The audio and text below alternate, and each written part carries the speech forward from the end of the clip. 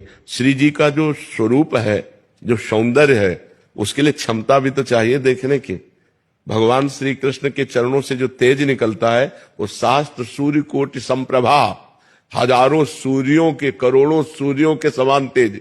एक सूर्य को तो देख नहीं सकते और एक साथ करोड़ सूर्यों का तेज श्री कृष्ण के चरणों से निकल रहा है, हम कैसे देख पाएंगे? तो भजन करते करते क्षमता आती है उस महाप्रकाश, उस तेज पुंज परमात्मा को देखने की। वो दिव्य दृष्टि देते हैं, तब वो साक्षात्कार होता है। इसीलिए अपने भक्तों के साथ नॉर्मल रूप रख करके, लड़की का रूप रख लिया, बालक का रूप रख लिया, वृद्ध का रूप रख लिया, संत का रूप, तो अरे ये तो भगवान थे। जब चले गए तो अरे ये तो भगवान थे, ये तो श्री जी थी, पक्का श्री जी थी, और हृदय आनंद में लबालब डूब रहा है। अब वो धीरे धीरे क्षमता बढ़ती चली जाती है, फिर वो अपने रूप में आ जाती। अगर वो अपने रूप में आ जाए तो अभी प्राण निकल जाए, प्राणों की क्षमता नहीं कि देख सके। एक घटना है, श्री कृष्णदास जी वल्लभाचार्य जी के शिष्य श्रीनाथ जी के अधिकारी थे, सेवाधिकारी। तो सेवा के लिए आगरे जाया करते थे, सामग्री, बहुत सी सेवा सामग्री लेने, और अधिकारी थे, खूब ऐश्वर्य धन था। तो एक दिन गए तो देखा बहुत से लोग मंडलाकार घेरे हुए हैं और नाच गाना हो रहा है। तो कौतुक में उन्होंने कि कौन नाच रहा है? तो देखा तो एक नवीन वैश्या बड़ी सुंदर और बड़े हाव भाव से नृत्य कर रही थी। कोई 5 का नोट, कोई 10 का नोट जैसे ऐसे दे तो वो नजदीक लेने आती थी। कृष्णदास जी ने उस पर दया की कि संसारी लोगों को रिझा रहे, अगर ठाकुर को रिझा ले तो इसका जीवन कृतकृत्य हो जाए। तो उन्होंने स्वर्ण मुद्रा निकाली। जब स्वर्ण मुद्रा देखी तो भागती चली आई और आकर के अपने जो अदब करती है, अदब उन्होंने स्वर्ण मुद्रा दिया और कहा अगर हमारे डेरे पे नाचने आ जाओ तो तुमको 100 मुद्राएं देंगे सर। तो कहा आदेश करो, कहां तुम्हारा डेरा है? बोले हम अमुक जगह रुके हैं। तो अपने परिकर सहित गई। तो उनका तुम्हें यहां नाचना नहीं, केवल हमसे बात करनी। हमारे बादशाह हैं, अगर हमारे बादशाह के सामने तुम नाच दो तो तुम्हें 1000 मुद्राएं देंगे। अरे उनको बताओ कब? तो उनका अभी, पर 1 महीना हमारे साथ रहना होगा। तो उन्होंने जो उनके बजाने वाले थे उनको पर्याप्त मुद्राएं दी और वैश्या को लिया और आ गए।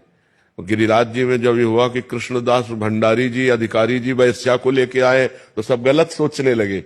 उन्होंने मानसी गंगा, राधा कुंड सब जगह स्नान करवाया और उसको पद सिखाया, जो आचार्यों के पद हैं, और भावभंगियां तो उसको आती ही थी।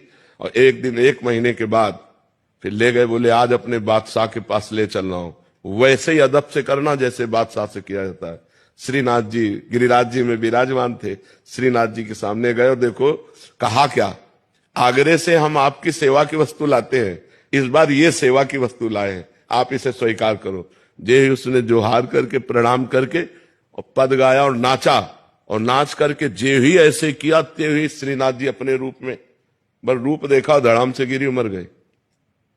कृष्णदास जी बोले काम हो गया, गई भगवान की भेंट, भगवान के पास गई। तो भगवान का रूप ऐसा है, सब कोई देख के सह जाए।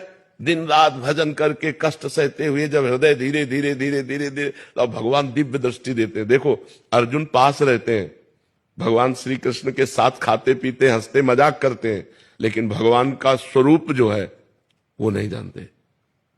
जब भगवान ने विराट स्वरूप दिखाने की बात कही तो दिव्य दृष्टि दी, मतलब अर्जुन श्री कृष्ण रूप देख रहे हैं, लेकिन भगवान का जो और रूप है विराट, उसके देखने के लिए भगवान ने दिव्य दृष्टि दी कि नहीं? गीता में स्पष्ट लिखा हुआ है। जबकि श्री कृष्ण रूप देखने के लिए दिव्य दृष्टि चाहिए।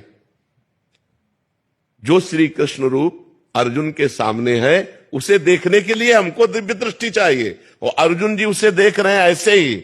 और अब उनको विराट रूप की जब दृष्टि मिली तो कांप गए महाराज। अर्जुन कांप रहे, गीता में पढ़ के देख लो, थरथरा रहे भगवान के विराट रूप को देखकर।